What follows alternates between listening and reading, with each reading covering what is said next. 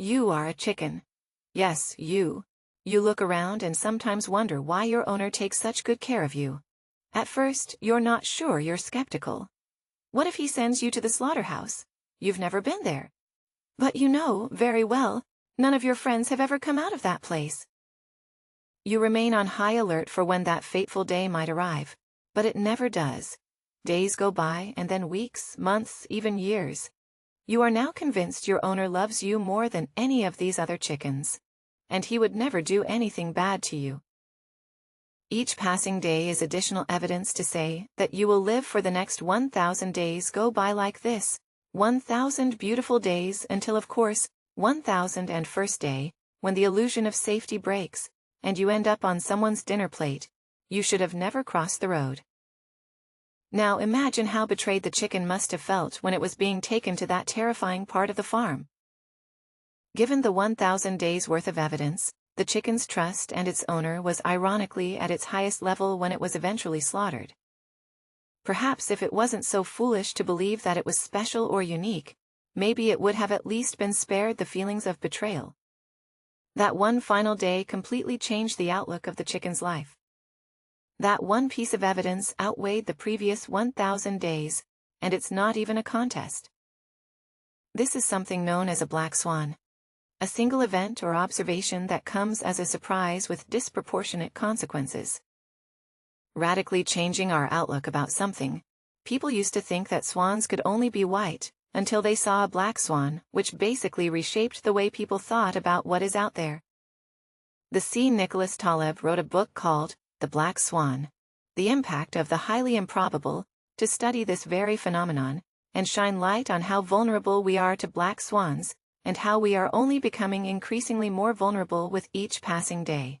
In his book, he talks about some fundamentals of epistemology that limit our ability to understand the black swans before they happen.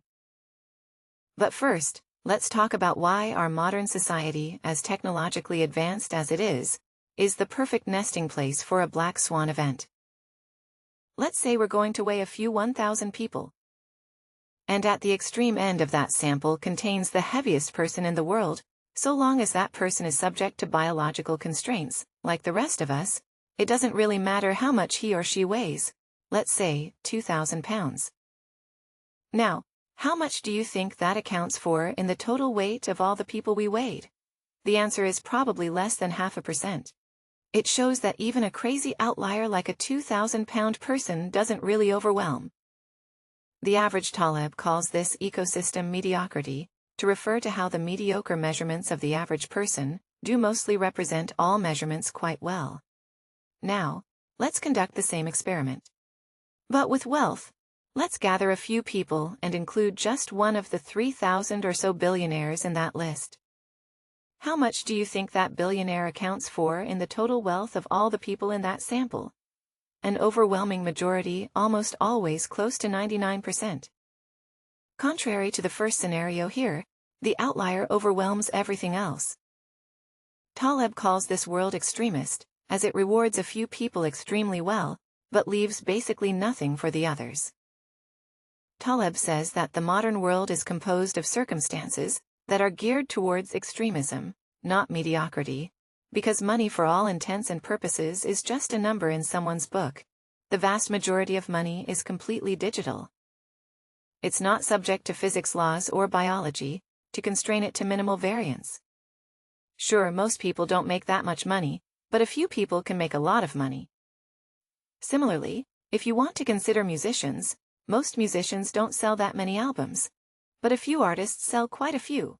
You can conduct the same thought experiment with book sales, scientific publications, shoe brands and so on. Point is, the modern economy is very much a winner. Take all system that rewards a very small number of people with a disproportionately large portion of the pie. If it was more like the weight example we just talked about, you wouldn't expect the outliers to be so wild. But the fact that they really are indeed so wild just goes to show how unpredictable the environment we're living in really is. The forecasts we take for granted today often fail to take into account the true nature of this unpredictability. These black swan events, you might be inclined to say that no, these billionaires put in the work day in and day out, and therefore they can enjoy the fruits of their labor. Indeed, most of them probably worked really hard. Some of their innovations might later pave the way for a better future for all of us. I'm not discounting that, however, the system is not rewarding them proportionately. More importantly, it's hard to say how much of their efforts are the fruits of their labor and how much of it is due to pure chance. If you were to run a few simulations with extremist and type circumstances, you would inevitably have a few Jeff Bezos-like outliers. We may be biased into thinking that we understand what causes Bezos-like outliers in our society. You know, the usual think out of the box. Start a revolutionary company. Work extremely hard for a few years and then smelt the roses. Happily ever after. We've all read the autobiographies. We've all watched the documentaries. However, when was the last time you read about a person who did all of those things and failed? When was the last time you saw shelves of books about people who failed? Chances are probably never. These stories just never really quite make it. There is an epistemic bias in all of this. Taleb says, now take a look at the cemetery. It is quite difficult to do so because people who fail don't seem to write memoirs. And if they did, those business publishers I know would not even consider giving them the courtesy of a return phone call. This is despite the fact that often advice about what not to do is more useful than what to do. But that's just the economy. That's just one facet of society. We also don't understand the socio-political aspects. Take 9/11 for example, which is certainly a black swan event. After it happened, you had tons of experts come out and say that they had known for years that it was about to happen. Well, why didn't they say anything? This retrospective distortion of the understanding of a problem is one of the hallmarks of a black swan event. None of them really knew if they did cockpit doors would have been bulletproof. Long ago, pocket knives would have never been allowed in the cabins. And the teeth would have been invented much earlier. But these things were only instituted after 9/11. If you were to suggest such policies in 1991, for example, you would probably not be taken too seriously, or would have been shown a spreadsheet that suggested airlines don't have the money for bulletproof doors. But inevitably they did. Thankfully, the likelihood of a 9/11-style event is much lower now than it used to be. Countries around the world are more prepared, more vigilant. However, that also makes these precautions somewhat lose their relevance. Yuval Noah Harari, in his book, Homo Deus, cites a paradox about knowledge. He says knowledge that does not change behavior is useless, but knowledge that changes behavior loses its relevance. The more data we have and the better we understand history, the faster history alters its course, and the faster our knowledge becomes outdated. Despite the measures we have taken for a black swan event, like 9/11, that does nothing to improve our odds against a future black swan. If anything, it might lure us into a false sense of security, and in fact, worsen our chances of coping with the impacts of the next highly improbable event. We tend to convince ourselves that we understand risks.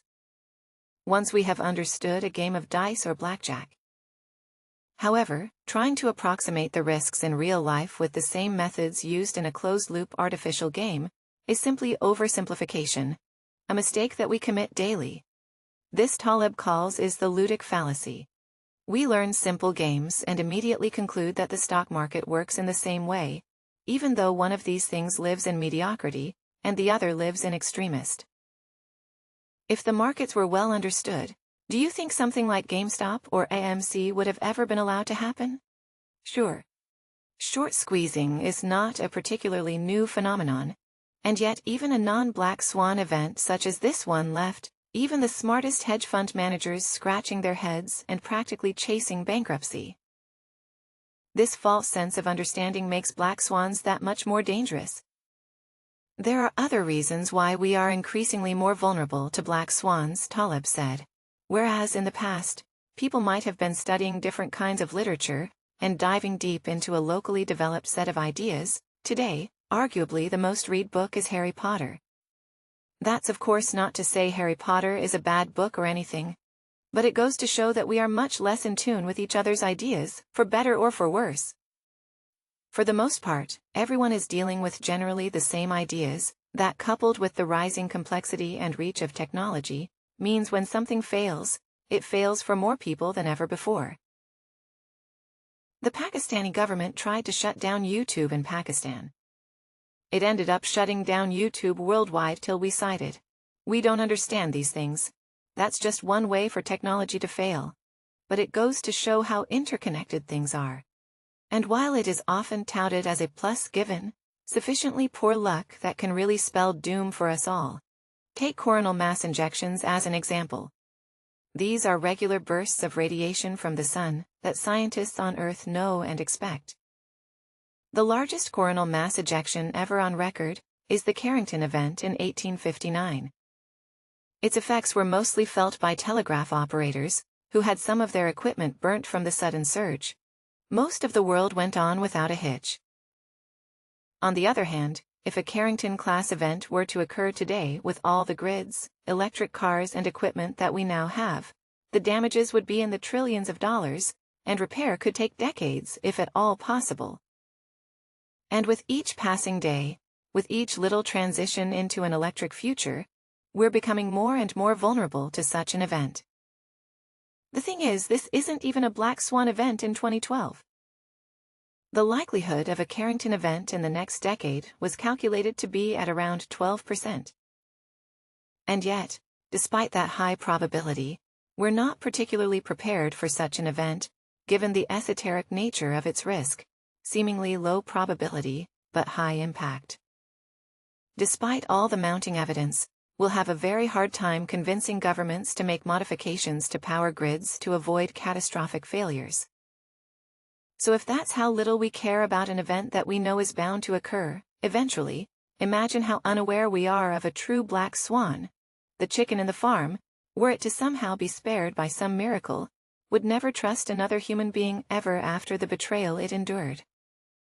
However, few are ever so lucky. Meanwhile, for the owner, the chicken's death comes as no surprise. It is a routine event, and therefore no black swan. The idea of a black swan is therefore relative to the knowledge one possesses.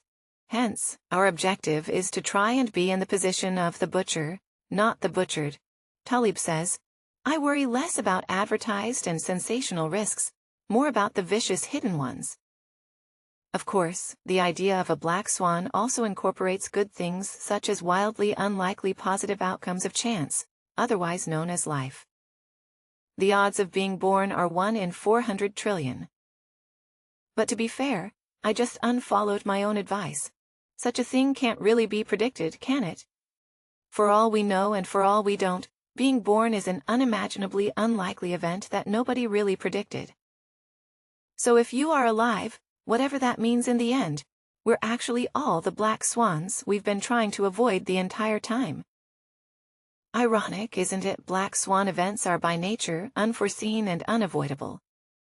It's almost anxiety-inducing, knowing that at any moment a black swan event could happen, changing the landscape of everything. As we know it, the history of over 1,000 days tells you absolutely nothing about what is to happen next. Probability is everything, and with Brilliant, you can not only learn about probability, but also some of the most pressing and interesting topics in STEM recently.